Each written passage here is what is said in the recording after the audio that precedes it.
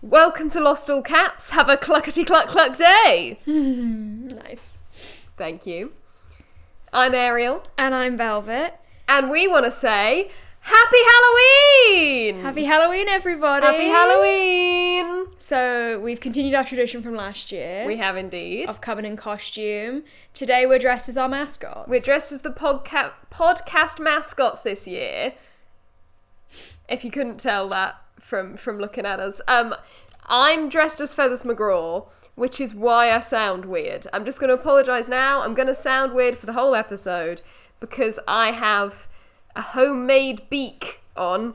A party hat. Said beak was made out of a party hat that I painted orange. And so I'm a bit echoey, I think. Yeah. From within that. The party hats were originally Star Wars party hats, fun fact. Those are the only ones I could find. That is fun. I was expecting to just I was like, how hard could it be? You could just find neutral party hats. To find normal party hats. I was like, maybe I'll even find an orange one and I won't have to paint it.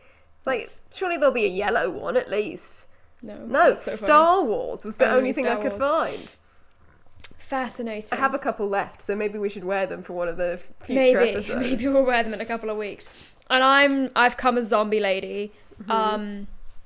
So mostly just meant I just got to sit on my bedroom floor with all of my drag makeup and a bottle of fake blood and just go to town. I'm very happy with how my makeup turned out. And I'm incredibly happy with how my hair turned out. Yeah, we also dyed Ariel's hair this morning for this. Literally for this. That's how sad my life is. Dyeing my hair for Feathers McGraw. Well, it's not sad actually, it's super fun. I was going to say that's not sad or embarrassing in any way. So here we are. So yeah, we're feeling great today because we're both serving. Yeah, we both look great. Why lie? We absolutely nailed it. And yeah, welcome to season 2, episode 4, Everybody Hates Hugo. Mm-hmm. Or episode 31 of the podcast overall. Everybody Hates Hugo. Now we said a little bit last week about how this title is really jarring. Yeah, because nobody hates Hugo. Yeah, we all love Hugo, don't we? And I think that's kind of fun that it's even acknowledged in the episode. Like Rose says, you're one of the only people on the island that everybody loves, you know? Yeah. And I think it's really smart, and the narrative that we get in this episode is really smart because it's just like, it's a perspective that I guess we didn't anticipate.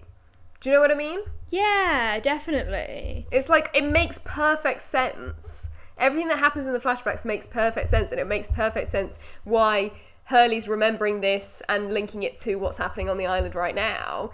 But when you go, he won the lottery, you don't think about how that changed the people that he was friends with at the time, you know? Yeah, you don't really think about his life because, I mean, the only person we really know, the only figure we know of Hurley's life is his mum. Yeah. Before this. And obviously, we know that she's still, complaining about him breaking her ankle and all of that, after he wins the lottery. Yeah, she doesn't particularly change, yeah. But yeah, it's a really interesting perspective, and it's a really interesting kind of insight into Hurley psychologically. I think, and that's something we get a lot of this season that I'm really happy about. I think because we wait so long for Hurley's backstory in season 1, his character is not two-dimensional, but he's not got that same depth and exploration as a lot of the other characters do, where we really understand their motivations for what they do. Yeah. Because for such a long time he's just the fun guy, and then it's suddenly it's all about the numbers. Yes. And that's what his episode is about, discovering the numbers are magic. Yes. And then it's obviously the numbers are now really important. Yes. Because it's all about the computer and the hatch. So it's that Hurley as a character hasn't been developed in that same way. And I think this episode is a really good starting point for looking at actually Hurley as a character and the way that he, his perspective on everything that's happened to him. It's brilliant. I love it. I really love Hurley's sort of psychology. Absolutely, and I think you've summarised it really well there. And yeah, it's not that Hurley's... What's the word? It's not that he's a background character or a less important character. Of course. It's just that we haven't had the opportunity to do so yet. I think because they were, as you say, they were focused on this dramatic reveal. Yeah, it's it was all about first of all, the dramatic reveal that, like, he won the lottery. Yeah. And then it's the dramatic reveal that, like, the numbers are this big, important thing. And it's also about, like, you learn a lot about his life. It's like he was in the psych ward, he was, you know, working at the chicken place, but it's not, like, the actual details of it so much as it is just sort of the facts. Yeah. You know? Yeah. And the fact that the numbers are then linked to the island, you know. It's a plot... His episode is a plot one, really, rather than a character one. Rather than character. So this is our first real character moment of Hurley's. And I think it's great. I really like the flashbacks in this episode. Yeah, me too. I think everything about this episode is great, to be fair. I don't really have any problems with this episode. It's a good one. It's amazing. It's a good one. Again, it's one that I kind of forgot was so good. Yeah, me too. The thing is, I love the way Hurley's character is developed in this episode. And I love the way it's all, like, done. I am not sure how I feel about it being so centered about food. Yeah. This is maybe my one issue with the episode, is it's, like, especially the beginning part, where he's, like, in the room, like, eating all the food. And I know that might not have really happened. Like, we'll get to that. Might not have really happened. It definitely didn't really happen. Well, he might have still eaten a bunch of the food and then fell asleep. I see. I don't think so. I think that was all a dream. Because I imagine he didn't eat any of it because all the crazy shit's happening with the button. And then Jack goes, okay, Hurley, your job is to inventory all the food. And by the way, don't let anyone have any. Like he says in the episode. I imagine he says that to Hurley before he... I guess so. Goes in and falls asleep. But yeah, that opening bit where he's eating all the food, it's like it's gross and it's a bit like excessive. Yeah. And I do think it's a little bit dodgy. I agree. I do think it's complicated because, you know, like we were saying about how great it is when you get the moment from Kate where she eats the chocolate bar and it's like you're suddenly reminded about how all of these people haven't had these like commodities and these sort of things that are part of normal life for so long. And I think it starts off like that. And I also really like that he opens a box and he finds a TV dinner. Because when he was saying, what do you think's in the hatch? He says TV dinners. And I'm like, he's dreaming that he's found a TV dinner. Dry socks and stuff. And that's things they're actually going to have. Yeah. But I do agree. I think they take it a bit far. I think it becomes a little bit like, haha, the fat guy's eating all the food. Yes, I do think it kind of crosses that line at a certain point throughout the dream sequence. But I do think, like, on a level, so let's, like, if we gave the writers the benefit of the doubt and tried to look at it from an in-world perspective, like, Jack's put Hurley in charge of the food, presumably just because they're all down there. You know, we've got, like, 5 people who are down there. Jack and Saeed are trying to find the electromagnetic whatever. John's sorting out the shifts, and then he's obviously just gone, oh, Hurley, can you sort out the food? But maybe from Hurley's perspective, he's thinking, they've made me responsible over the food because I'm the fat guy. So then, like, in his dream, that's what he's thinking. It might be that that's what he's sort of doing to himself. Yeah. I think it works on both levels, but I still don't really like that it was put in. Yeah. You know? Yeah. I am totally with you. I am. But then I think it is interesting that in the flashbacks we don't get anything about his weight or his relationship with food really at all, apart from the sort of comment from his mum being like, you never exercise and everything. Yeah, and the fact that he nearly gets reprimanded at work because he was eating the chicken. But really it's about his relationship with money. Yeah. And abundance and having nothing and suddenly having everything. Yeah, which is what the food equates interesting. To. Yeah, I think that's interesting. And the idea of that food is kind of like a currency on the island. Yeah, because they don't have any need for money anymore. Yeah. But I completely agree. You can't ignore the relationship and the way that it's framed in the show. Yeah, like definitely. On the screen. But the dream sequence does have some fun moments. Dream sequence is crazy cool. First of all, we've mentioned before that our DVD player has subtitles by default, and we have to turn off the subtitles, and then in translation it like subtitled all of the Korean. It would subtitle in English and also in German. Yeah. And we were like, we can't figure out how to turn it off. We don't know why it did that. This time round, yes, all of the writing was subtitled in Spanish. We don't know why. We don't understand why. I've just written down the word golosinas. I don't remember actually what golosinas means. I'm gonna find out. But that was like, it was like all the food, every single food, because obviously all the food is just labelled as the word. Yeah. Because of the Dharma Initiative labels. So every single thing in that dream sequence got translated.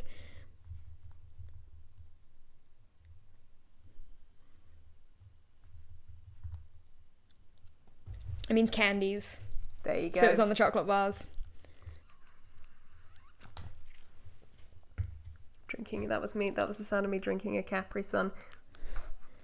Ariel's water has been swapped out for Capri Sun today because we couldn't find anything with a straw in. The beak is presenting many, many issues. I'm so committed to it, despite the fact that this is an audio medium. Yeah, we are like a little bit overly committed to dressing on theme, considering how non-visual this is. How many episodes have we dressed up for now? So many. So many. And we're going to continue to. And we will. And we will carry on. We'll do it again. So, obviously, we've talked about him eating all the food. Mm-hmm. Then things change in that dream sequence. Jin is there. Jin is there, and he's speaking English with an American accent. Because obviously that's just Daniel Day Kim's normal voice, That's just his real accent. But it's so jarring. It's so weird. It's like so odd. Ooh, this sounds better, I think. So. When I laughed, it pinged up. Oh, but now I can't see. Now you can't see anything. Okay, what's better, me not being able to see or me sounding normal? I mean, for the podcast. It's an audio medium, not a visual one. You need to be able to read your notes, though. Oh, that's very true. I can read them through the hole. You read them through the beak. I'm gonna just readjust slightly. Okay. Excuse me, just my beak. Yeah, so at first, it's like it could be real for just a little bit. Because it's like Jin is back on the island. We know that. And yeah, he's all like clean. But like there's a weird world where he somehow has escaped and gotten into the hatch, and then he's seeing Hurley, and he says I think he just says like Hurley or like hello or something first. Yeah. So it's like there could be a word he's picked up. Then he starts speaking in full sentences, and then we're like, no, this isn't real. Yeah. And then the chicken guy shows up, and you're like, yeah, this isn't happening. I like when Hurley starts speaking Korean. Me too. Truly, that's like a moment that always sticks out as one of the weird, like, they love a dream sequence. They on do. This show. But like the previous dream sequences we've had, so we've had like one from Claire and one from John, haven't we? And they've been like really scary and like really related to mysteries and everything that's happening on the island. And like very visually sinister. Very visually sinister. A lot of blood and like creepy visuals. Whereas this is like, it's very psychological. Because it's more just that Hurley's freaking out. Yeah. You know? But it's also like kind of just ridiculous, but isn't it? It's also kind of silly. Like the way there's a guy in a chicken costume that just appears out of nowhere. Have a clackety-clack day. And the beeping comes in. I like that. Yeah, he's asleep at the computer. He's not even asleep in the... No. So it's definitely not real. None of it's real. Yeah. I love the way that the beeping is used to underscore scenes. But it's because the implication that this might be Hurley's first shift and he's immediately fallen asleep. Yep. Love. Brilliant. Iconic. And when Kate's like, they've put them on a post-it note here so you remember. Yeah, I know what the numbers are. I remember the numbers. I know the numbers. He knows. Where they get a post-it note from, though? Hatch. Desmond just had post-it notes knocking Dharma around. Initiative post-it note. I mean, it feels like a reasonable thing to be in the hatch. Desmond and Kelvin playing, like, headbands. Yeah. Am I an animal? Am I something in this room? I've forgotten all the animals. I've been down here too long. Am I something that's alive right now? Well, you can't ask me that. How am I supposed to know? We don't know what's out there. Am I a Dharma Initiative branded sauce? My Dharma Initiative ketchup. My Dharma Initiative mayonnaise. My Dharma Initiative salad dressing. Right, can we talk about ranch for a second, please? Yes, we can. We are English. We don't really know what ranch is. I've never had ranch. I think it's an American thing. I've never seen it in the UK. Well, ranches Are American. are not famously. Famously a very American thing. Famously. So presumably that's where the sauce comes from. I guess But- it's like a barbecue. I don't know. Are you supposed to have it with barbecued meats or something? Yeah, But I surely would that's assume. barbecue sauce. No, because that makes it taste like it's been barbecued. Oh. I think barbecue sauce is Okay. like smoky. I think ranch is more of like a creamy one. I think so. So maybe it's supposed to like cancel out Yeah. the smoky taste. This is just guesswork though. We're also crucially vegetarian, so Crucially. I think ranch tends to be a meat sauce. Anyway, so I think the likelihood of us ever trying ranch, low. Slim. But, I mean, whatever your opinions on ranch are, does anyone need a whole jar of it in an underground bunker? Yeah, do they really have anything to dip ranch in Right? ranch? Like, I mean, sure, the islanders, they'll be cooking up their boar, dipping it in some ranch, having a Ranch lovely dressing old time. But I'm the like, boar. why include ranch? It feels really odd. Yeah, Like I if- don't really know. Surely it's the essentials in the hatch, no? Why is Yeah. ranch there? No, I have genuinely no idea. And there's a lot of it. Yeah. And there's also a lot of like mayonnaise and like other there's loads of sauces. Yeah. I'm like, do you need a selection of sauces? How dry are your meals? Pretty dry, to Probably be fair. pretty Everything's dry. everything's like all dehydrated in it because it has to last. So maybe Yeah. that's why they put so much sauce in. Yeah. But I also think, because I'm a little nerd, and I'm trying to figure out what kind of food is there in the hatch, and what kind of... So, like, milk, for example. I'm like, there's no way they can have milk, surely, because it would just expire. But in the dream sequence, we see Hurley drinking milk. But then I'm Yeah. like, it's a dream. So we don't know if he's seen milk and Yeah. then dreamt himself drinking it, or if he's just dreamt himself drinking milk. UHT milk. I think No he wonder probably- Desmond went insane if he had to I- drink UHT milk. think he probably just wants milk. Yeah. So he's dreamt. Like, I think it's the same with the TV dinners, like you said. Like, everything he eats in that dream, I think, is just a food that he's wants to eat, that he misses eating at home. Yes. And I think that's clever because it stops nerds like me from being like, actually... How would they get milk? Hurley, I love to see Hurley having fun, also. In the flashbacks. I was going to say, he's not really having fun, is he? In the flashbacks? In the flashbacks, yes. Not I on the love island. to see Hurley hanging out and enjoying himself. Yeah, I actually really like the flashbacks because I think that they're quite well representative of a certain age group, I would say. Yeah. That being our age Being group, us. really. I think, everyone's got like a dead-end job.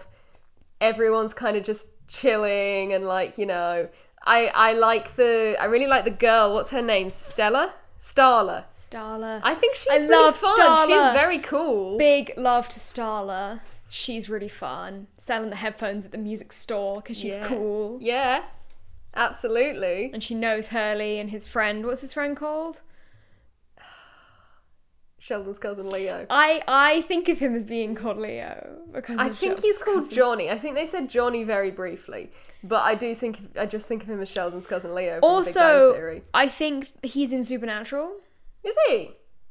I think. I've written down this guy's in Supernatural or something. When my friend Miles was watching the show, I randomly got a message from him, or like a message on a group chat being like, XYZ from Supernatural in Lost, and I was like, who? And then he was like, Hurley's friend. Okay. And I was like, okay, let me find it. I'm gonna find out for the Supernatural fans. For the Supernatural girlies out there. Can I ask you a question, Velvet? Uh-huh. Is it off-putting to look at me like this? Yeah, but I'm just trying to sort of push through it. You're so brave. Is it off-putting to look at me like this? No. Standard. It's just how I look. Yeah. This is how I see you at all times. Great. I mean, that's good. Rotten, nasty, smelly, Loser. 9 months ago. I can't find it. I'm pretty sure this guy was in Supernatural. Okay. Or something that Thank you for bringing the info to the podcast, Velvet. I am a beacon of knowledge.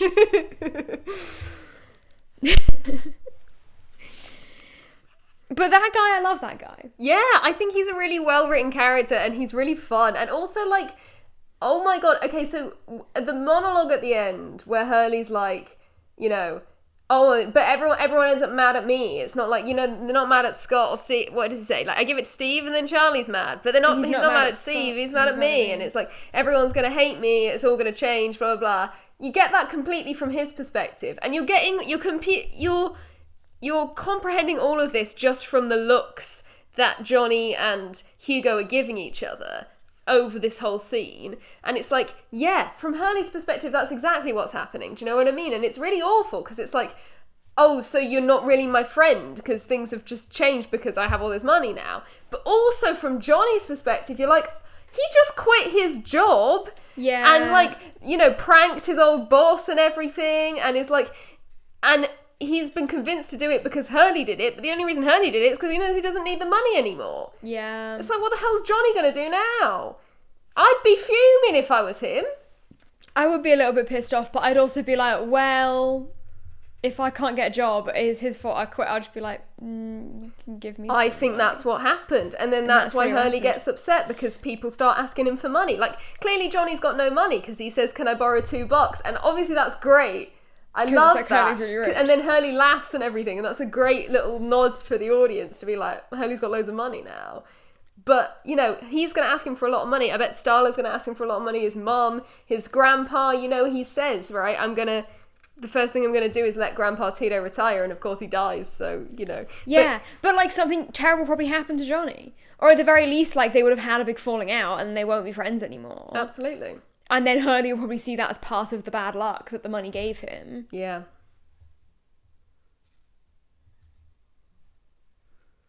But yeah, I really like the kind of journey that we go on in the flashbacks. It's comedic, but it's also really heart-wrenching, isn't it? It's emotional. It's like in a similar but also very different way to like the like Exodus Part 3 montage, because we said that's like a very like objectively comedic style. Yeah. But actually it's really, really sad because it's like, you know what's going to happen to Hurley and you know all about his bad luck and all of that.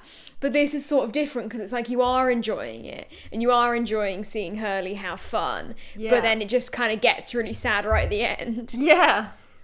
Yeah, absolutely.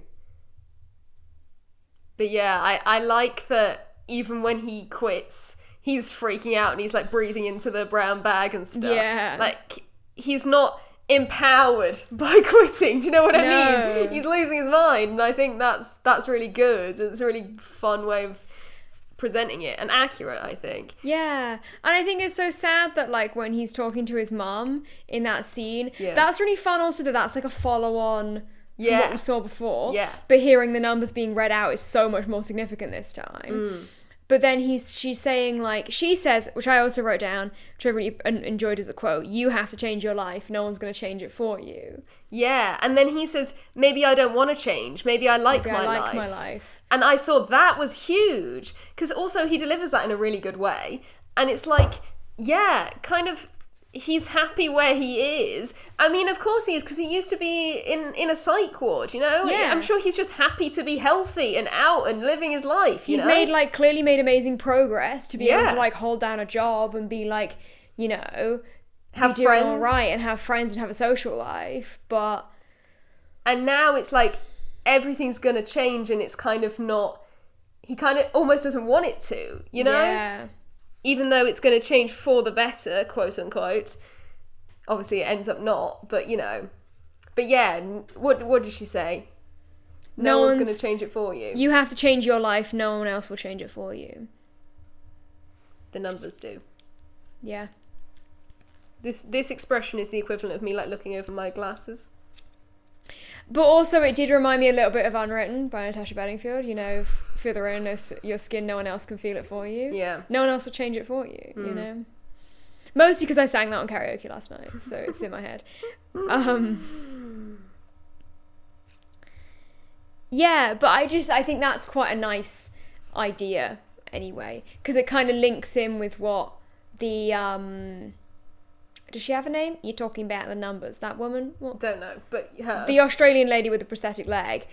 What she says accent. to Hurley, which is there's no such thing as bad luck. Yeah. You make your own luck. And then it's like, this is like, feels like powers in Hurley's life are trying to tell him, you have the power to change your life. Yeah. Not the world around you. Yeah, but which is then that idea of like fate and what's meant to happen and destiny. I was just about to say that links really in well with the idea of fate.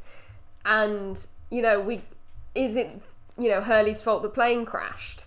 Is it? We don't know. But is it because John was on the plane? It was his destiny to open the hatch. Yeah. Is it because of Claire and the baby? Is it Hurley's fault the plane crashed just because bad things happened to everyone around Hurley? Or is it because Hurley needed to be on the island where the numbers are and where the hatch is? You know, is it Hurley's destiny to push the button in the hatch? Yeah. Who knows? You kind of get that idea because of the numbers, don't you? And obviously John's obsession with, we were all meant to open this, we were meant to be here. Is that why Hurley was there on the little Black Rock expedition? You know? Because it was his destiny. We don't know.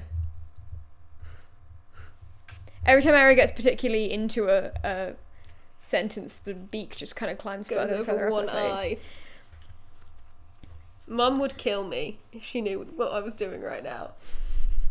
She's really obsessed with this idea that we're going to go blind for everything. We're going to go blind. We weren't allowed to wear swimming goggles as children because the elastic was near our eyes. No goggles, no glitter on your definitely face.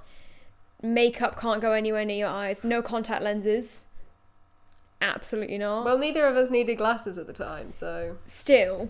But still. But, like, I think at one point you wanted to wear, like, the fun ones that give you, like... I definitely didn't, because I hate contact lenses. Well, anyway, either way we wouldn't have been allowed. No. Even in that hypothetical scenario, it's a no. All sorts. Sorry, Mum.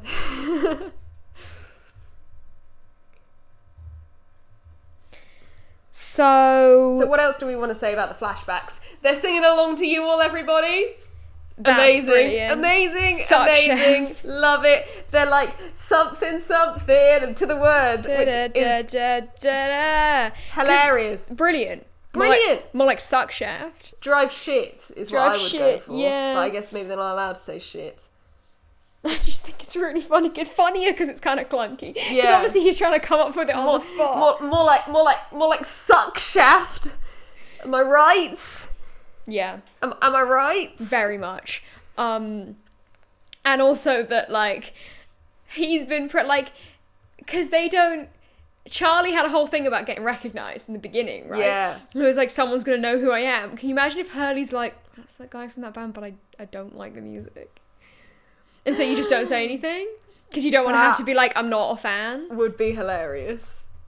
That would be hilarious. My impression was just that he knows the song. He knows the song, but he doesn't know the band members. Yeah. Like, I mean, if Hurley had been there on that initial, like, going to find the captain and he'd sung the song, he probably would have been like, oh yeah. You All, everybody. Yeah.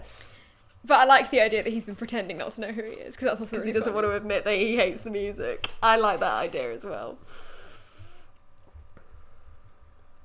When John mentions the record player to Charlie. Oh, I love that. So cute. He knows how to get Charlie on side. Oh, and there's a record player. And Charlie's like, I'm in. Charlie's like, music, yay! Is that the transition to the flashback? I think so, Yeah.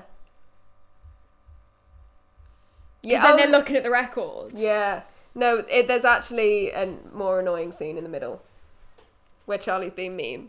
Oh, yeah. Everyone's so mean to Hurley in this episode, and I know that that's the point, because everybody hates Hugo. But It's like, stop being mean to my boy! It's like plot convenient arguing, you know? It's like, it doesn't really make sense, but it's only because... But it's like...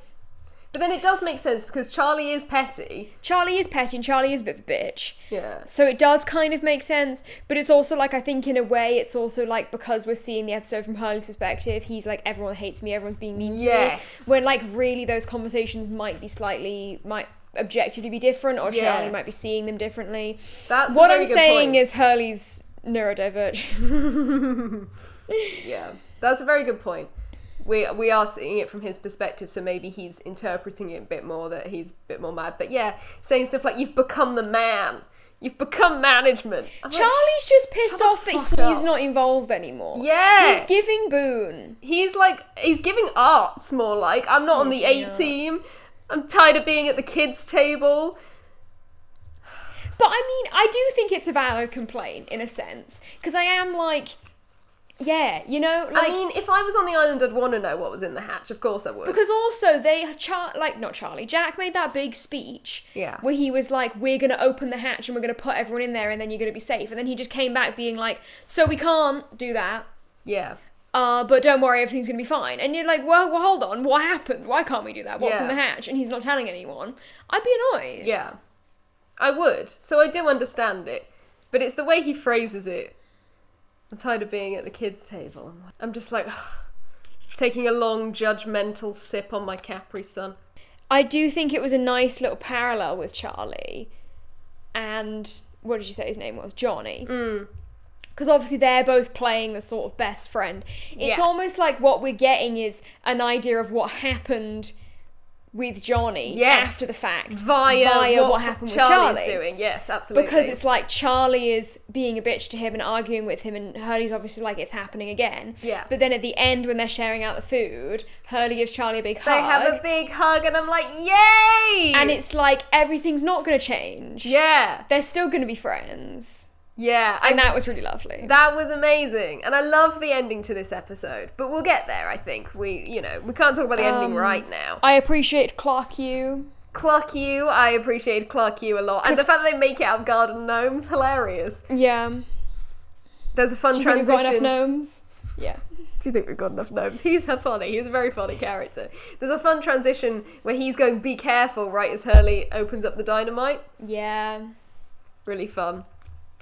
Also, of course, there are some numbers cameos because it's a Hurley episode. Naturally. So he gets reprimanded at work because he eats an 8-piece bucket of chicken. And then also when they are driving past the pumps, the gas pumps, and they see the camera crew and everything, they drive past pump number 8 and pump number 16. Nice. And so the guy in the chicken suit is the guy who served him the raffle ticket? The lottery ticket. That guy who goes, it's him. That's Yeah. him, isn't it? Who was in the chicken suit in the dream. Yes, but the reason why he's in the chicken suit is because of the Mr. Clark's mascot, presumably. Yes. But for the whole episode, I was like, where's the guy? Where is that guy? Do you know what I mean? Did Hurley just imagine this guy? He just Where made is up a he? dude. But I do like that he talks in Kate's voice in the dream. Did you Yeah. notice that? He goes Hurley and it's Kate's voice. Enjoyed that. Because she's trying to wake him up. Yeah. No, that was great. But, numbers cameos. 23. What a transition into talking about the crazy subplot in this episode. Right? The way that this is the subplot, I know. amazing. How? Oh my god. So we talked last week about, spoilers we'd had going into Lost. Oh, I thought we were going to pat ourselves on the back for being so good and not spoiling it for all of you. Well, we were very good and we didn't spoil it for you. Do you see how we are? We keep our secrets. We don't tell you that we know that Anna Lucy wasn't alone the whole time. First of all, yeah, we planted some little hints, but we didn't say. But also, we talked about, spoilers we'd had before we watched the show that were just things that our parents had gone, no, but it's crazy because blah, blah, blah, blah, blah. And that's how we both had really weird ideas of what Desmond was doing. Yes. One thing that Ariel remembered that I didn't was the tail section people are alive. Yes! I completely forgot about that until you just said it just now. Yeah. Because in the episode 4, where Jack and Rose have that conversation. Yeah. And she says, I'm sure they're thinking the same thing about us now. Ariel went, yeah, they are, because they're alive, aren't they? Yeah, so I did know, unfortunately. But that's because Mum said, like, before we'd even started watching the show, she was like, oh, it's really cool because you're following this group of people, and then, like, halfway through you find out there's another group that survived. Yeah. From the plane crash. And again, I was thinking of it in a very different way. I was thinking of it kind of like, if anyone out there's seen Shaun of the Dead, there's a great scene in it where the camp of main characters come across another group of people who are like them, but if the movie was better, basically. Yeah. They're the blockbuster zombie movie. They're like happening. the good-looking cast, aren't they? The cool ones. And they're like chiseled and know how to fight and stuff, but they've got like the same archetypes. Yeah. And they kind of meet them in a field randomly, and then they just kind of go their separate ways, and it's a really, really funny moment. Yeah, I was kind of imagining that, like a very paralleled experience. And there are parallels, but it seems like the tail section have had a very different experience as to what the main cast have. First of all, they appear to be under some kind of authoritarian rule. It seems like Ana Lucia is the leader. Because at first you think the big guy with the stick is the leader. Yeah. But it seems like Ana Lucia is the leader. And my God, she is running a military operation. Good Lord, is she the leader? She says, when I say walk, you walk. When I say stop, you stop. When I say jump, what do you say? You first. I did enjoy this interaction. First things first, Sawyer is not having a good time this episode. No, but half of it's his own fault. But Stop talking back and largely it is his own fault. But it is funny. I think Ana Lucia and Kate are in desperate need of queening out together, purely for just both throwing rocks at Sawyer. Absolutely. You know, I was going to say how it seems to be some inexplicable instinct in women that as soon as they see Jack, they feel the need to aggressively flirt with him.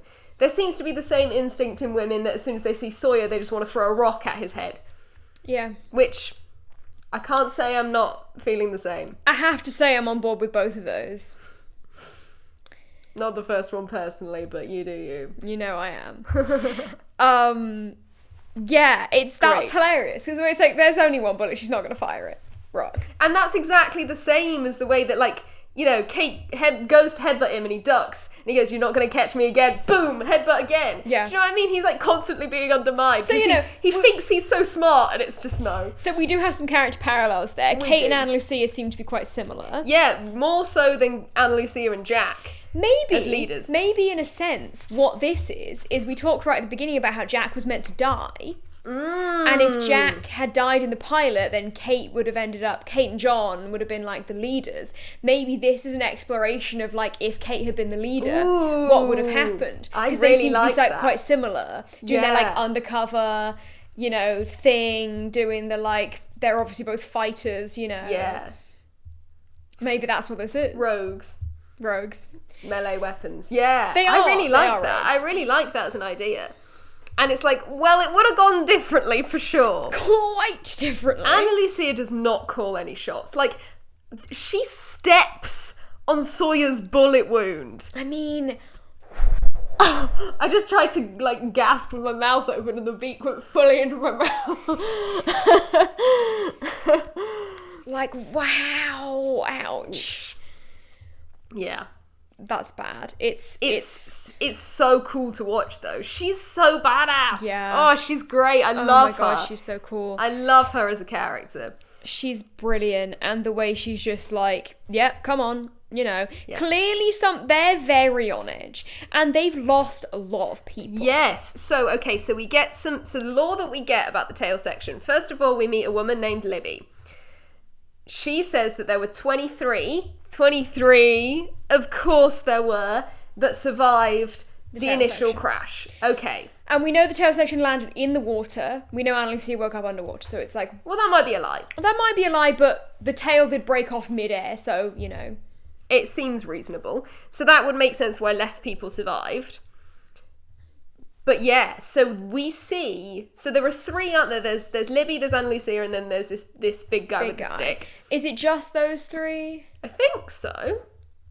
Maybe one or two more. That we haven't had faceless properly extras. featured. And then they have a hatch. They have a hatch. Oh my god, they have a and they love the little code of knocking that she does. And then they open it, and they go in, but there's only 2 more people in there, right? 3, I think. I thought there was only 2. But still, that's less than 10, surely. Yeah. Less than 10 in the camp, which means they've lost at least 13 people. Which is insane. Yeah. Because it's like, what happened? What happened? So People have just been understandably, they dying seem left, to be right, and quite centre. on edge. Yeah, man. Yeah, and we don't know if it was just, I mean, they don't have a doctor. Well, they probably don't. They might. How many doctors are on the plane? But how many doctors does it take to go on one plane journey? It sounds like they're set up for a bad joke. Yeah. Statistically, is it likely there's going to be another, doctor who survives and is able to look after everyone? Maybe it was just an injuries thing. Maybe something more sinister has happened to them. Yeah. I mean, we don't know. Do you know what I mean? They could have had encounters with Rousseau, encounters with the others, encounters with polar bears, encounters with things that even our main section of people haven't had. Maybe Desmond ran into them when he was running away. We don't know where he ran. Maybe he just came across them and was like, okay, the world's about to end. Bye. Who knows? Who knows? Who knows? All very exciting and very interesting. But the best part, obviously, about the tail section survivors is Bernard! Bernard! We love Bernard. How exciting is this? Oh, yes!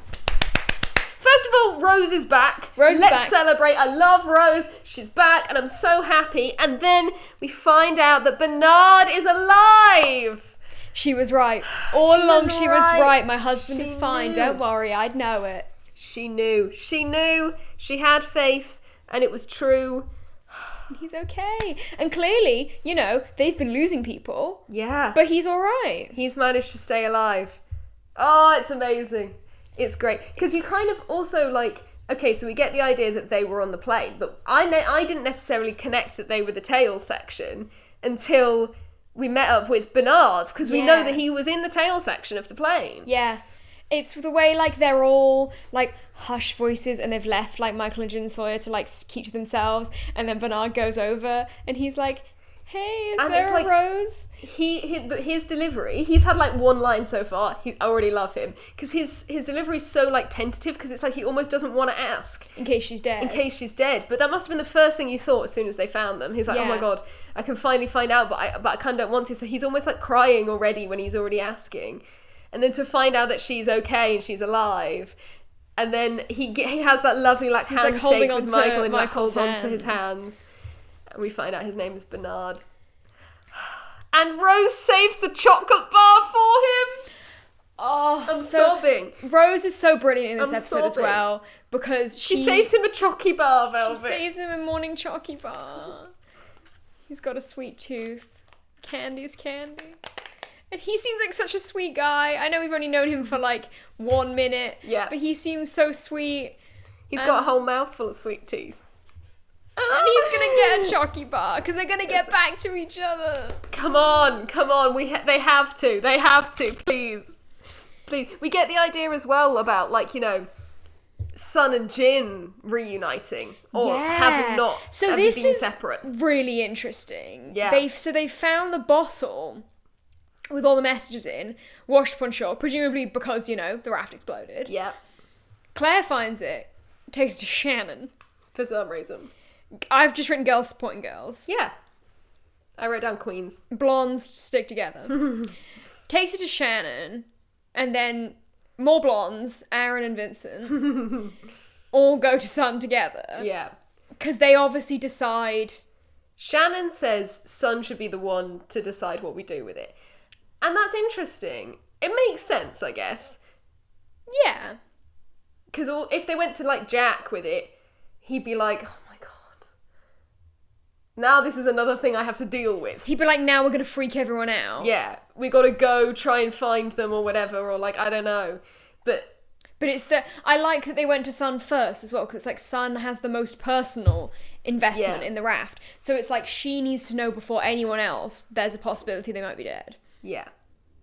And I think, And so she decides to bury the bottle of messages So she's decided not to tell anyone. I imagine that this is to try and keep hope. Yeah. You know, for the rest of the group. Keep everyone calm and hopeful. Yeah. Which I think is really interesting. But also, I mean, imagine... So we barely get anything from Shannon here, but she has seen Waltz in the jungle. Yeah. Dripping wet. So Well, she must maybe be like... that's why she took it. Maybe that's why Claire took it to Shannon, because Shannon... She told everyone, didn't she? She went back to the Yes. caves and told everyone Walt's in the woods somewhere. Yeah. So maybe Claire went to Shannon and said they might be on the island. Yeah, maybe. So is that what Shannon's thinking? Is she thinking... We need to Waltz, send out a search party. yeah, is running around the jungle. This is proof. Or is it proof that, you know, Walt is not in the jungle? He's drowned and this is his But ghost. like when she saw him, he was all covered in water. Like, anything could be the truth now. I don't know whether Shannon believes in ghosts or not. We don't know. Shannon seems to believe that it was the real Walt. Yeah. But we don't know. Because also, obviously, she knows about, like, Danielle and, you know, we don't know how much she knows about the Whispers and that kind of thing, but she knows there's, you know, ooby-dooby shit going on. But we don't know how much she believes it. Yeah. Yeah. It's hard to keep track of what people know. Yeah. Because all the characters love to keep secrets. Yeah. Apart from Shannon, who went and told everyone. Yeah. Which is the way to go. And John And John, funnily enough, in this episode. is very honest. Yeah. So he seems to have flipped he's changed his tune quite Yes. significantly from, you can't tell anyone about the hatch, this has to be our secret, you can't even tell your sister, to, Charlie asked, so I told him. Yeah. Anyone who wants to know anything about the hatch can know. Now, why does he have that attitude? My theory is because he wants to convince everybody that pushing the button's important. Yeah. I think obviously they need more people to know about the hatch, because it's like now they have to set up like a shift system so people push it. Yeah. So you can't just keep it to like the 4 of them or the 5 of them, because then it's like people are going to start being like, where are they all going? Yeah. So I think John is probably also aware that eventually they're going to have to tell everyone. Yeah. So you may as well just start telling people now. But Jack seems to want to keep it a secret because he's not happy that Hurley brings Rose in. Yeah, I think Jack is probably trying to decide what he's going to tell everyone. Because obviously also he still doesn't really believe that the button does anything. Yeah. Or we don't know what he believes at this time. He's trying to figure it out, isn't he? He's using the scientific method by getting science boy extraordinaire Saeed on the case. Love these scenes. Literally, Saeed's in the episode for 2 minutes. I love you. What I've written down is Jack and Saeed crawling around in the goop. They certainly were. Because they like go down and it's all dripping and gross and they're just like all hunched over being like, which way is it? Where's the concrete? Yeah. There are kind of a few things in this episode that really remind me of like a kind of B-movie horror. Yeah. You know? Like that's kind of like the going into the attic moment, isn't it? And like the dream sequence and stuff. Yeah. But Saeed, like, taking a bloody metal pole or whatever it was, taking a harpoon to the concrete. Yeah, I think it was a bit of the plane, maybe. Yeah, I think it was like a sort of curved bit of metal. Yeah. And he said it was titanium, which I think is what planes are made out of, because it's like light Bulletproof. and strong. Nothing to lose. I am titanium. Exactly. So I think, but it was sort of, it had like these sort of handles on. It was giving sort of like weapon. Spear. Hey, maybe it was one of Jin's spears that he used for fishing. Maybe. Could have been. Could have been. Or maybe, you know, Jin was using the same material to make his spears. Maybe. Who knows? But I feel like Naveen Andrews has a commitment to, no matter how big or small my role in an episode is, I'm gonna show up and I'm gonna serve. Put my whole pussy into that. Yeah. He looked really cool. He looks great. I love that scene as well, because I like it. I really like when Jack and Saeed team up. It's quite rare. Weirdly, yeah. Weirdly. For such main characters. Because often Saeed, I think, has his own agenda. For a lot of the first half of season 1 especially, he's like, I'm doing this thing to get a signal out to get us home. I don't care what Jack's doing. Yeah, you do your thing, Jack. It's like they have this kind of agreement to sort of be like, I'll do my thing, you do your thing, Yeah. and we'll like use the people we need. But But so this is quite rare they team up. I think the last time I can think of that they really work together is when Saeed's got the compass. Does he team up with Jack then? Yeah, he like talks to Jack and they're like looking with the compass. I thought he was talking to John, isn't he? Oh no, John gives him the compass. John gives him the compass. Because we get the idea that maybe the compass is broken and John's just using his island intuition to navigate. Yeah. And that could be true. I think it's important to note that we get, like, a man of science and a man of faith explanation for everything. Yeah. Do you know what I mean? There's always a magic explanation and a science explanation for nearly everything. The compass could be diverting because there's loads of electromagnetism in the hatch, and we see Jack's key, attracted to the magnet. But also, it could be that the compass is just broken, and John was able to navigate because of his connection to the island, and it could be that there is, like, some kind of dummy system or something set up to attract the metal, to make you think that there's a big electromagnetic thing, to make you continue to push the button, if it's a psychological experiment, say. Yeah. Or I guess magic could make the key move. There's loads of different... Matilda style. Matilda's back there. Matilda's been walled up in concrete, and she's moving the key. Yeah, so there's loads of explanations, but I really like when Jack and Saeed team up because they're very sort of methodical. Yeah. And it's very scientific, but in like an interesting way. I like Jack's little lean forward when he's like, have you seen this? Leans forward so the key gets... Yeah. And then Saeed just goes, lucky this is titanium. Yeah. No comment on that. Yeah, he's just like, okay, interesting. And they just go crawl around for a bit, and it's like they don't really discover anything. A bunch of concrete's been poured over it. Yeah, that's all we really know. And Saeed says, the last time I saw anything like this was Chernobyl. Yeah. I never know if I'm pronouncing that right. I've always been told it's Chernobyl. Chernobyl. With a soft sh. But he pronounced it with a ch. But I didn't know if it was Chernobyl as well, or Chernobyl. I don't think it's obble. Anyway, Chernobyl.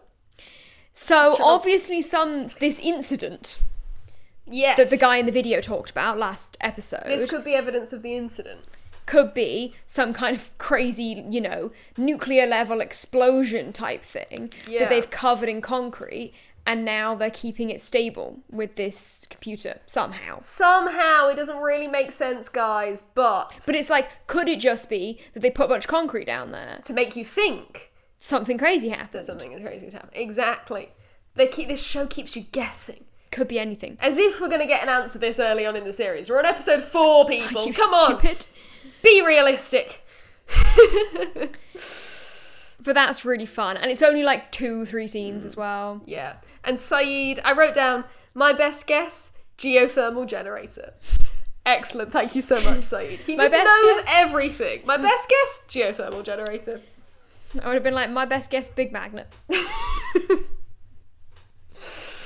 I'm sure is what a geothermal generator is. Probably. But, I just forgot I had makeup on and scratched my face and now my hands all covered in fake blood. We don't need a repeat of my live nosebleed. It's okay, it's fake. It's not. Imagine if I had a nosebleed in this. Don't jinx it. Sorry. I guess it's a comedy moment. I guess it's just supposed to be like a bit of an awkward flirty moment or something. With the shower. Yeah, you think that something sinister's happening because they hear this noise and it turns out Kate's just in the shower. Kate's in the shower. I think that's a fun scene. I do. Because it's like so awkward. It's like the bit where Sun, where when Michael walks in on Sun washing. Yeah, it is like and that. She's like stood there and then he like awkwardly passes her shirt and then walks away again. It's that energy. It's very awkward. Because also Saeed is also there. No, Saeed's underground still. But Saeed's like, what's going on? He's he like can hovering. hear this happening. He can hear it. Saeed's like probably like leant forward. I imagine Saeed is just down there eye rolling, just like, he's like, oh my god, they're so annoying. And like, but like, how crazy that like they can shower now. Yeah.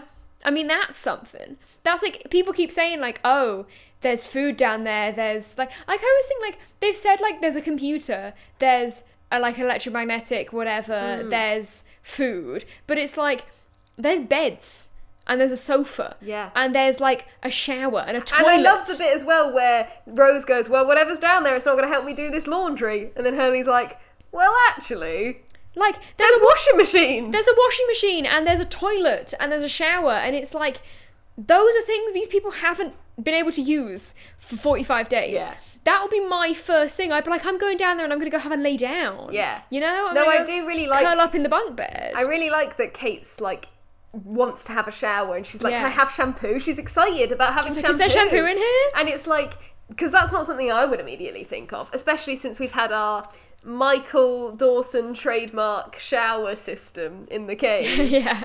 You know, patented.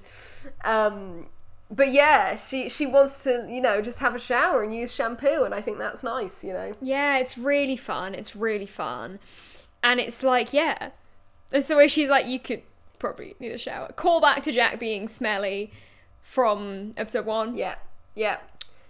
If Jack smelled that bad that Sarah felt the need to comment on it when he'd just been for like one run, what does he smell like now? Oh, He's not used soap for like 40 days. must be bad, He must actually. be a bit of a stinker. Yeah, I think so. So that's a bit of canonical information we get from this episode. Jack is a stinker. Jack's a stinker. So write that down in your lost notebooks, people. Jack It's like, is I a don't think it's stinker. flirting. I think she's just like, shower. Well, in both cases, I think it's both partially flirting and partially true. Partially, you know, smell great. I was about to say it's negging. She's nagging She's him. negging it. She's nagging it. And like, there's toilet paper. There's toilet paper. And like a flush. That would be I would be so excited. Can you imagine? 40 days of pissing in the woods. And then you can use a toilet. I mean, it would be good. Oh my god. It'd be a big day for you as a Big day proud for member me. of IBS Nation. As a proud IBS warrior, I would be so excited. I could use a toilet. Yeah. I'm imagining, like, Michael Giacchino's really, like, incredible musical Big score. dramatic violin. Yeah, and and it's I'm you. like opening the like, you know, have you seen those videos of people being like seeing the Disney castle for the first time? No, Since- of course I haven't. I'm not on your algorithm. There were these great videos. It was like one that went viral in like 2022 or something, and then people keep parodying it of someone being like, this Disney adult being like seeing the Disney castle for the first time since COVID. And it's one of those people who usually has like a season pass and goes like 17 times a year. And she like turns around and like falls to her knees. And it's got this like dramatic music in the background. And it's like, this is what dreams are made of. And like that's That's me you seeing the toilet. falling dramatically to my knees in front of a toilet. You're like rubbing the toilet paper against your face. I'm like, oh. I'm like washing my hands. I'm like, ooh. Yeah. Yeah. They've got their priorities wrong. Priority's wrong. Who cares about record player? Who cares about the chocky bar? I can have a shit. I can eat the chalky bar and then I'm like, ooh, sugar. Yeah, I haven't had sugar in 40 days. That was a mistake. I haven't had refined sugar in 40 days. I'm gonna need to christen that toilet. Jack's like, I can hear something in the pipes.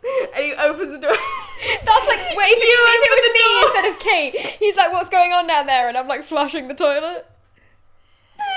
You open the door and he's like, oh, God. You're like, yeah. I'm like, yeah, there's no Darwin initiative air freshener, sorry. Don't know what to tell you, man. Amazing. But so in the other hatch, the ones that the tail section Yes. survivors have, There doesn't seem to be anything doesn't like that. seem to be any of that sort of technology. So it just seems to be like a tunnel and then like a hole. This is more what I was imagining.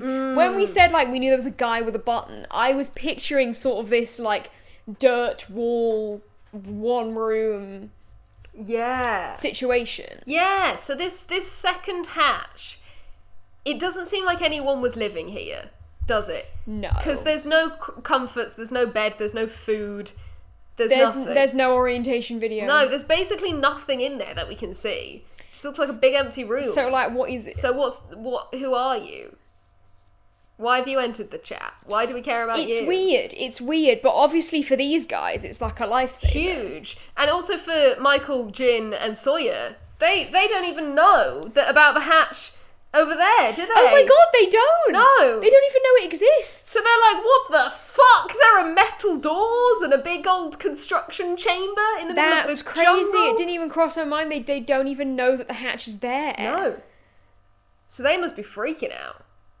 Oh my god. And it must have been, yeah. I guess they're using it to kind of like all live in. Just a shelter. Really, what it should have been is that they should have swapped.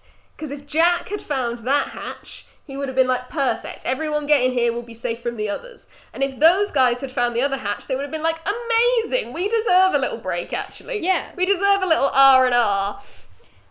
Bernard on the bunk bed. He'd be so happy with his chocky bar. Getting cozy with the chocky bars. Yeah.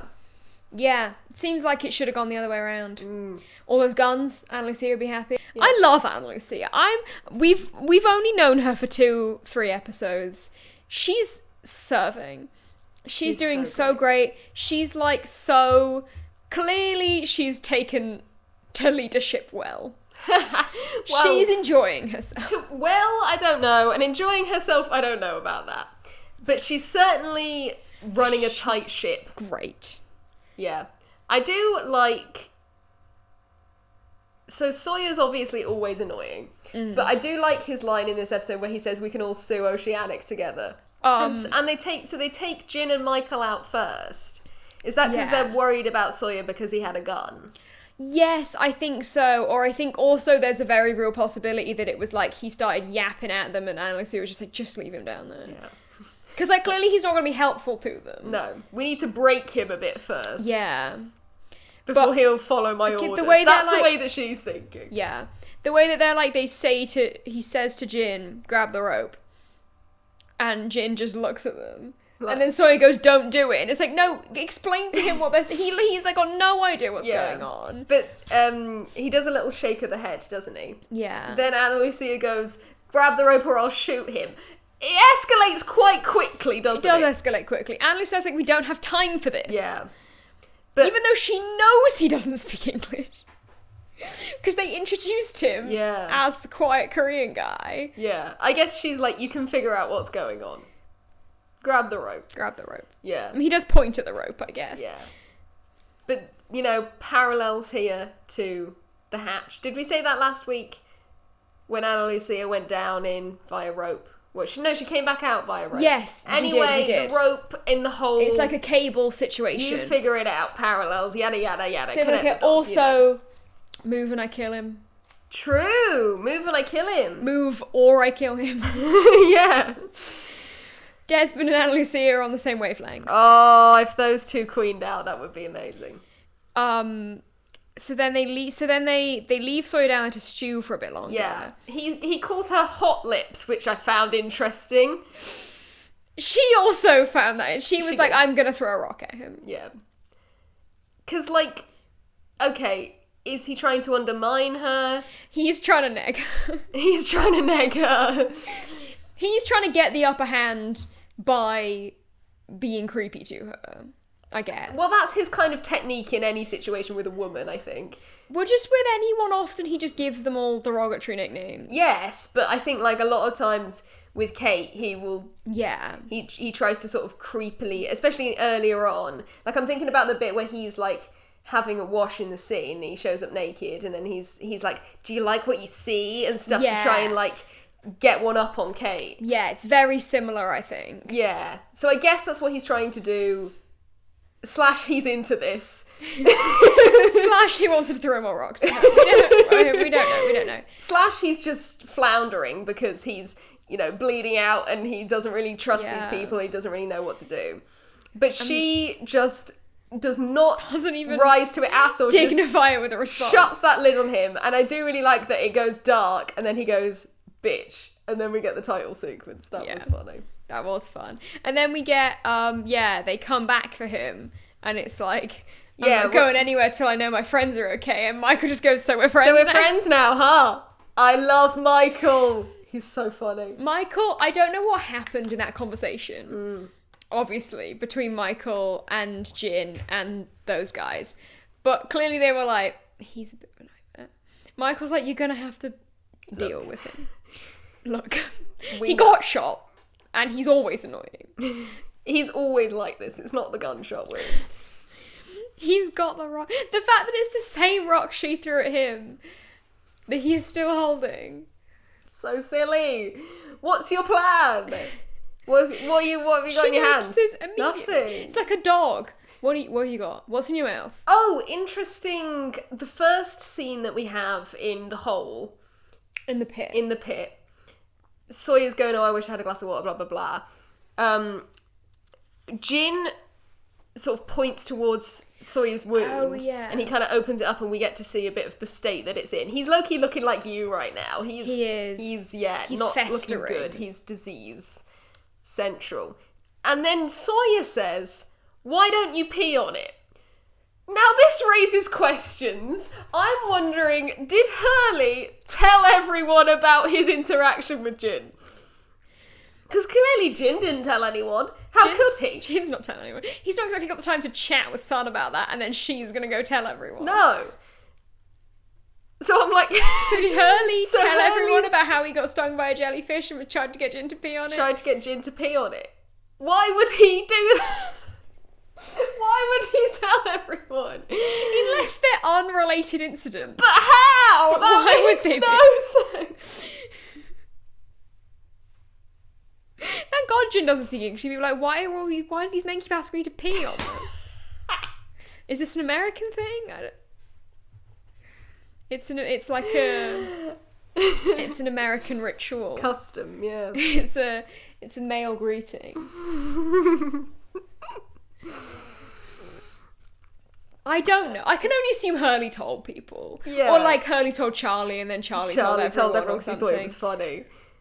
I really don't know, but word has gotten around about the jellyfish thing and the pee on it. Interesting just to throw in there, writers. Interesting one.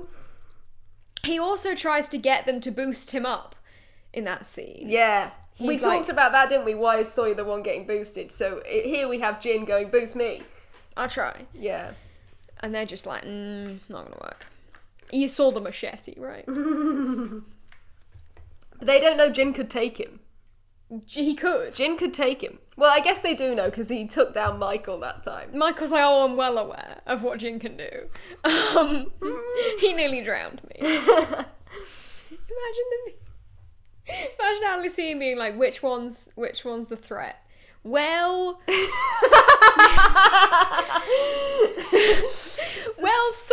It's not exactly a straightforward question, Anna. Well, Sawyer likes to shoot things, but also Jin nearly drowned me. But I like Jin. We're friends, we're bros now. I have a weird thing going on with his wife, but like it's fine. It's cool. We're friends now. He helped me with my son who got kidnapped. He did nearly kill me though. And Lucy's like, okay. So... We're like, what the hell happened to them? She's like, what the hell happened to you? She's like, dude. maybe they all killed each other. Now Lucy just started killing people. Anyone who disobeys. That's a very real possibility. It's a very real possibility that people who disobey her, she like, you know, the like, I want to throw rocks at him until he dies. That's Anna Lucia. That is Anna Lucia. It's just so crazy. It's just so crazy that the tail section people are just alive. Not only are we getting new characters, but it's the new characters are so interesting. Yeah. But also new characters that have been on the plane. On the plane! They might know each other. It's not just Rose and Bernard. Maybe they met in the airport. Yeah. Like, all these people. What if that couple, you know, the couple who were being weird to Jin and Sun, who were being like, look, she serves her husband. Maybe they were on the plane. Yeah. You know, maybe they're in this hatch. So many, like, possibilities opened up by the fact that the tail section are alive. Oh, it's just great, isn't it? It's crazy. And I'm so glad Rose is back on our screens. And I'm so glad her husband's alive. Rose! I love Rose's deep, unbothered energy. Yeah. The way, like, I really like that Hurley tells her about the hatch because she doesn't care. Because that is really crucial to the why he tells her. Absolutely. Everyone is, like, hounding him and he's like, I'm not supposed to tell them. But she's like, it's your business. And that's when he's like, well, you can help me, actually, because you're not obsessed with the situation. Also, she's not going to be trying to serve her own interests, as it Yeah. were, which is what he's worried about, isn't it? Trying to be the mediator between everyone's arguments. Rose isn't going to argue with anybody. Yeah. She's chill. And also, we don't know at that point that Hurley's in charge of the food. Yeah. Until after he gets Rose on board. Because when he says to Jack, like, it's a big job, I'm like, pushing the button. No, it's not. Yeah. Oh, we get a hint as well earlier on when Kate says, "Oh, Jack, tell me what your job was." Yeah. Because we have jobs again. And Kate's I think job? that's interesting as well to me. Yeah, what is Kate's job, first of all? Shower. Maybe it's, I don't know, The women don't have jobs. inventory the weapons. She knows about the guns. That would be what I would assign Kate. Tell us what type of gun each gun is and how many bullets we have for each and stuff. And, like, what we can use. Yeah. Because it's also, like, the introduction of that many guns also means they could potentially use them for hunting as well. Yeah. So something that, like, they've been relying on John and his knives, but, like, if they have, like, a lot, because they've had to, like, save the bullets for if they need them. But it's, like, if they have lots of bullets and lots of, like, rifles and stuff, maybe they can start shooting the ball. Yeah. Yeah, that's a good point. Or the birds or something. Did you pick up on the implication that John was going to use force to intimidate people into pushing the button? It No. seemed like that was what was going on, because when Hurley goes over to John, I really like that scene, by the way, where he's like, "I don't want to do this," and John just goes, "I've had plenty of jobs in my life that I didn't want to do, still did them." But he's like loading a gun at this point, and he says, "My job is to convince people to push a button every 108 minutes and they don't know why. Do you want to trade?" And I'm like, wait, hang on a minute, are you trying to tell me he's going to be forcing people at gunpoint to push the button? Yeah, that's a bit weird. I don't think that is what he's doing, or that's what the implication was, but I'm like, why was he loading the gun then? Yeah. Not sure about that. But I did really like that scene, because not only is it a great moment of vulnerability from Hurley, but it's also like, I feel like those, out of the characters who we know what their jobs were, those two are like, have had kind of the worst jobs. Do you know what I mean? Yeah. Like, the box company and working in a chicken shop, they're kind of minimum wage vibes, like, boring. Soul-sucking jobs. Yeah. Fast food and office jobs are like textbook soul-sucking. So there's kind of an understanding there. Yeah. Or at least there's a parallel between their off-island lives. For sure. I think Claire as well. I think there's a line from Claire where she says she works at like a fish and chip shop. Yeah. Because obviously she's not, Because like... it's the scene between her and Thomas, because they're like, how are we going to support a baby with my like $5 an hour job at a chippy? They probably don't call it that in Australia. But what other jobs do we know? They're all like doctor, well paid, Army. obviously stressful but well paid. Army, Yeah. stressful but well paid. Rock star, Stressful but well paid / drugs. I mean, whatever you'd call Jin's job description. Unemployed but rich. That's Sun's vibe. profession. Unemployed and on the run. That's Kate's profession.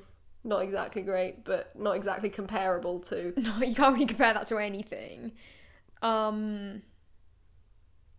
Yeah.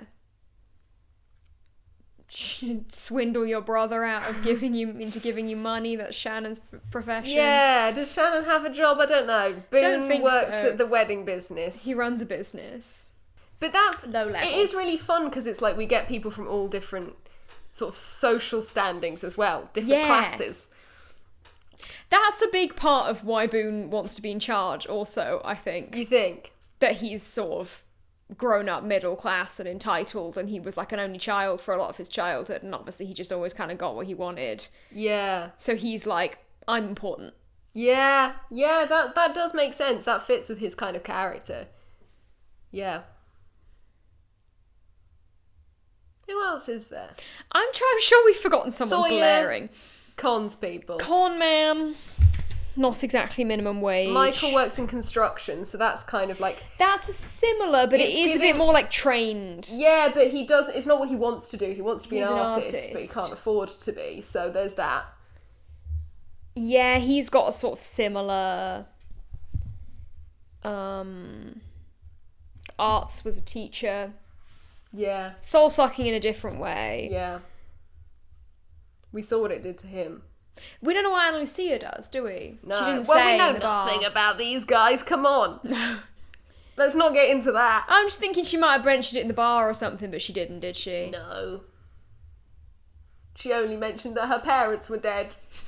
Standard first meeting conversation with people. No, she didn't. She said she overheard Jack saying his dad had died, and she said, like, the worst part's over. Right. So there's an implication that she's... Implication of grief. Grieving. She knows someone close to hers died. But I just said that for the goof. So, yeah, so Hurley spends all this time with Rose, then categorising. We got a little callback to the fact that the Apollo bars are made up. Yeah. Because obviously we were Googling them. Yeah. But he's like, you ever heard of these? Candy's so candy. they're not even... A canonical well brand. known in the canon of the universe. Yeah. So that's interesting. Could they be a Dharma Initiative made up brand? But why would they they? bother? Why wouldn't they just have Dharma Initiative chocolate bar? Yeah. Dharma Initiative Chalky bar. Yeah. Why wouldn't it just say that on the Chalky bar? So I guess it is a brand, but it's maybe you know... They're like owned by Alvar Hanso. Yeah. Or maybe the Dharma aren't like American. Yeah. You know, we don't know what country it originated from. Maybe it's like somewhere where that's a really popular chocolate bar, but it's not American. Yeah. Americans get Maybe very Charlie's confused. going to pick it up and go, holy shit! Oh, Apollo bar? Imagine if it was British chocolate. All the Americans would be freaking the fuck out. Losing their They'd be minds. like, whoa, I must have not... You know, my taste buds must have changed because I've not had chocolate in 40 days because this tastes amazing. And Chocolate's it's like, supposed to be no, good. all of your chocolate just tastes terrible. Yeah. And then the conclusion Hurley comes to Yes, is... let's talk about so, this. What is it? It's that it's like a free-for-all. He basically says, because if he tries to ration it, he's like, everyone's going to get mad at me because I have to enforce these rules, you know? Yeah. And it's very much giving parallels to his flashbacks. So his idea is just give out all of the food to everybody in one night. And we kind of just have a big buffet, as it were. Yeah. And then just carry on living. And then I off the guess it's island. like, if other people want to save stuff, they can. Yeah, it's up like to I them. guess, you know, Steve could have gone in and taken like 4 bags of potato chips and then put them in his bag and then kept them for like 2 weeks. I mean, is Claire going to eat an entire jar of peanut butter in one night? Who's eating that ranch? Who's eating the ranch? So presumably there will be leftovers. Yes. But it's like, yeah, so his idea is just open up the pantry, let everyone eat what they want. Yeah. Which I think is a really good, actually. It's a really lovely solution to the problem. You know, it's not blow it all up like he suggests initially, you know. I think it's really nice and we get a lovely, lovely sequence. Do I think it's the most effective solution? Probably not. Probably not. But it's a solution. I think the thing is also it's like they don't need the food to survive. They've been doing fine. Yes. They've not been doing great, No. but they've been doing all right. Yeah. So it's like it's not like a matter of survival whether they successfully ration the food or not. Yeah. I mean, my solution would have been to try and eat it alongside Yes. eating the boar and the fruit and stuff to sort of balance everyone's diets out a bit. Yes. But it's a decent solution, I do think. I think the blowing it up was a bit of a rogue decision. No, but that was an emotional decision, wasn't it? That was an emotional decision. Also, the fact that he just knows where they're keeping the dynamite. Yeah, so I'm assuming that he goes into this tree or something and finds some dynamite. I'm assuming that is the dynamite that he hid during the hatch explosion. Because, you know, he hides the spares. He had to take it far away so it didn't explode. Yeah. So that's obviously where he put that. I'm assuming it's those sticks. Because otherwise, why is there just randomly dynamite? Yeah, that'll be what it is. Because also that's how he knows where it is, because he put it there. Yeah. And then, yeah, I guess he just freaked out, didn't he? And was like, I gotta get rid of it. But yeah, I like the sharing the food. I think it's really nice. And I think it's like, and you know, a classic montage. Classic. Of just everybody having a good time. There was one guy, like an extra, that I just really vibed with for a second. He was like an extra, I don't even think we've seen him before, but he was holding like a box of cereal and just eating it out of the box, and you could see there was like a puzzle on the back, like a maze or something, and I was like, wow, you know? Yeah. Cereal. Yeah. It was just nice. It was just nice. No, that is nice. And we've all been there. We've all eaten cereal straight out of the box. We've all eaten cereal right out of the box, whether for leisure or out of desperation. Good phrase. That should be their tagline. I'm going to start a brand of cereal that's designed to not be eaten with milk. And the tagline is for leisure or desperation. Yeah. But why is there a maze on the back of the cereal, though? Because was it a Dharma Initiative box? No, I don't think so. It was like brightly coloured. It wasn't imagine. just white. Dharma Initiative maze. Yeah, they're like, let's give them something interesting to do in there. You know, they're bored. Yeah, I mean, I don't think they're manufacturing all their own food. I mean, maybe they are. But it seems like the Apollo bars, for example, are like being delivered in these big boxes, and the boxes say Dharma Initiative on the side. Maybe that was in a bigger box, you know, that said cereal. Cereal, I guess. But, you know, something to do. But Desmond's like, I can do that fucking maze in my sleep. He's done it a million times. Yeah. Back of all they're all filled in already. Yeah. Because he's so bored. He's done all the puzzles. But that just made me kind of happy, seeing the guy. And then, obviously, Hurley gives the peanut butter to Charlie. And I like as well that he gave it to him specifically. He didn't just go, everyone can go in there, you can take your peanut butter. He, like, saved it and gave it to him. And did it in a kind of sneaky way. In a subtle way. So it didn't look like he was saving it for someone, I guess, or it was kind of like a, I don't want to, you know, I don't want to make a big thing out of it, guys. Don't make a big deal, just like, here's your peanut butter. And Claire got her peanut butter. Claire got her peanut butter, and I love that even though it's silent and it's slow-mo, you can see her saying, it's so good. Yeah. She's like, it's so good. Oh, Claire. Bless Claire and her peanut butter. And then Rose saves her chocolate bar for Bernard and holds her little wedding ring. Oh. And that's where we leave the episode, and I think that's such a lovely ending. And not only are they, like, eating all this food and it's a great montage, but they're also using forks. Did you notice that? Yeah, they have cutlery. This is huge. So many things from the hatch. You know? Cutlery. They've got, like, cups and stuff. Cups. Forks. On an island. I mean, crazy. They're probably all like, holy shit, guys, a spoon. Yeah. Me for real. Shannon feeding Vincent also I enjoyed. Yeah. Because that was like classic, that experience, she's like eating whatever it is, and he's like watching. That is truly how it is. We've got a cat who, he's like the shyest thing in the world, but unless you have toast with butter on. Oh yeah. His favourite thing in the world is melted butter. He literally... He's like insane. The toast pops and he's there. He knows the noise of the toaster because he knows it means butter. I will make, I toasted, frozen pancakes once. Put them in the toaster to warm them up. And I, put my honey on my pancakes. I turn around, he was standing there. Where's the butter? Because he just thinks that the toaster means butter. Yeah. And recently he's been getting really fucking bold with it. We're calling you out on the podcast, Casper! I was eating toast with butter on the sofa, and he stood up on his hind legs, put his front paws on the sofa cushion, and reached a paw out towards my plate. As if I hadn't understood what he wanted. Bearing in mind, I had already given him some butter. Oh, classic. I'd already gotten some on my finger and offered it to him. But that wasn't enough. He wanted more. So he got up. He ended up climbing up on the back of the sofa. Try another angle.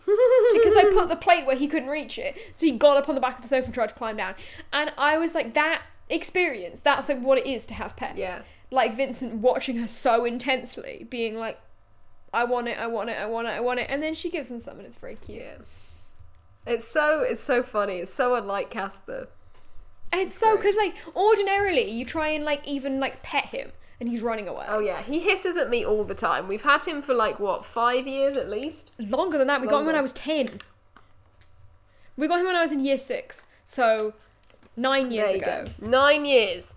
He's known me, still hisses at me. Still hisses. But if you have food, now Then that's it's a different story. Oh, the last tiny thing I noticed this episode. So we got a bit more of the hatch interior this episode and what it looks like. And I noticed when Hurley is bringing Rose in, it's the same hallway, but it's all lit up now. Like, not with the floodlight, like it's regular lights, and you could, like, see the mural. And it looked so much less creepy. It's like it was the same hallway, but it just looked kind of normal. And I really liked that it was like it's the same set, but just the fact that it's like got normal lights on now. Yeah, it's like it looks like just a regular hallway. And I loved her reaction as well, the way she was like, "What on earth?" Yeah. She says, "What's this all for?" And Hurley goes, "You don't want to know." And the way when Jack goes like, "Don't tell anyone," she goes, "I don't even know what I would say." She's amazing. Literally. No one's really gone, wait, what? No one's been like, holy shit, dude. Yeah. And so I appreciate that she has been. She's got the sort of genre-aware essence that Hurley also has. Yes, I think that might be why they are bonding. It's the same with like you're experiencing post-traumatic shock, aren't we all? Aren't we all? She's very genre-aware. Yeah. And I kind of like the implication that Rose and Hurley are friends, because we haven't really seen them interact yet, but, you know. She's just like, hey, what's up? Yeah. But the only other note that I made for this episode, one's a serious one and one's a silly one. Now let's do a silly one. Hit me with it.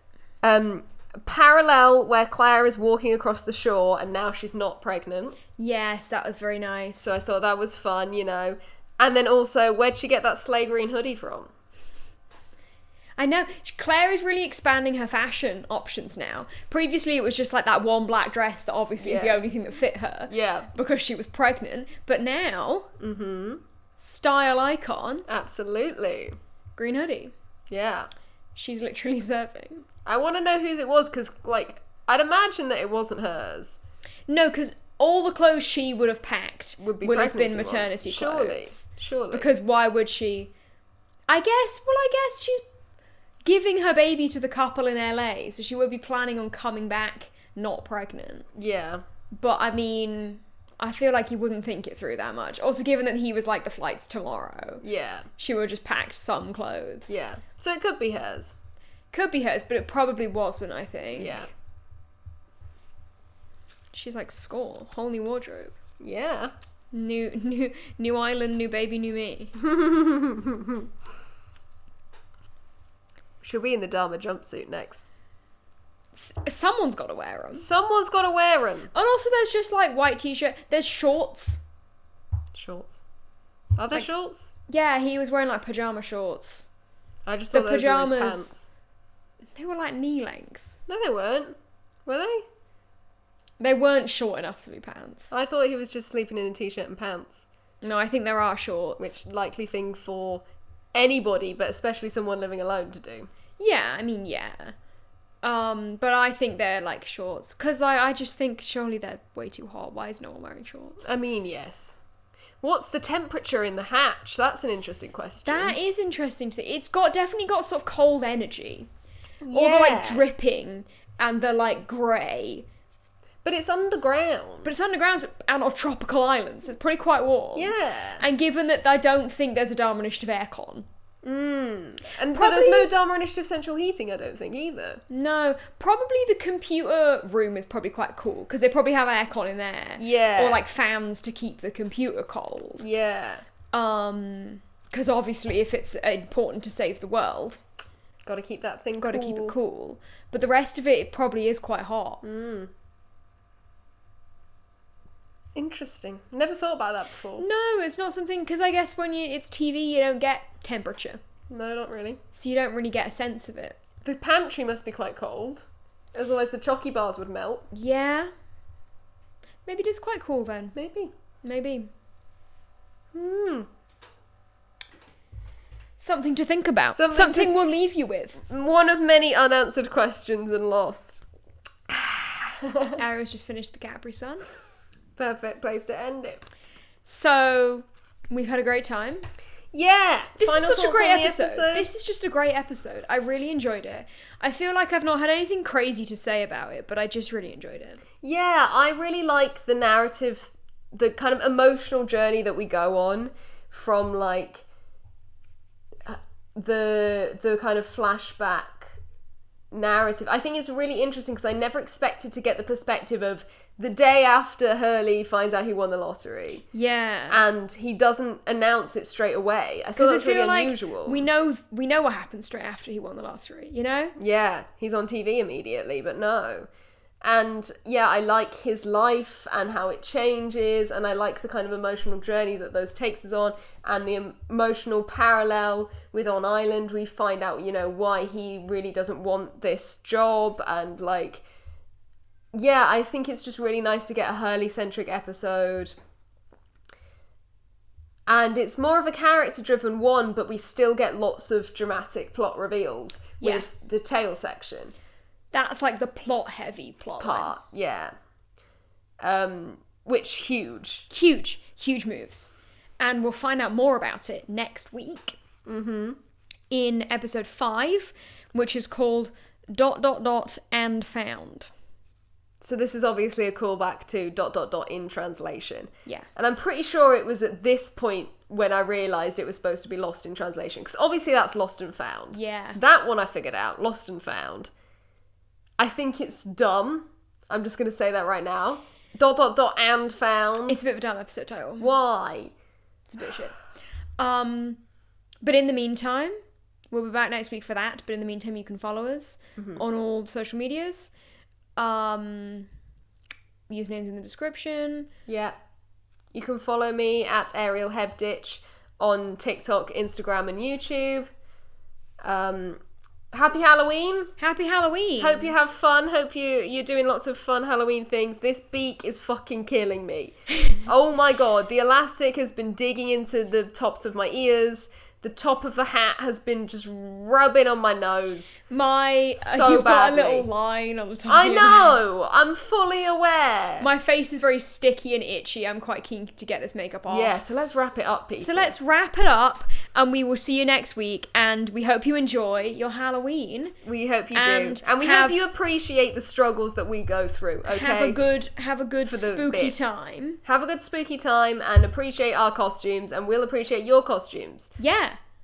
Let us know. Oh my god, if anyone does a Lost costume for Halloween, please tag us in it. Oh my god, I want to love to see it. I want to see it right now. Or in general, if you ever do like a Lost cosplay or anything, oh my god, I want to see it.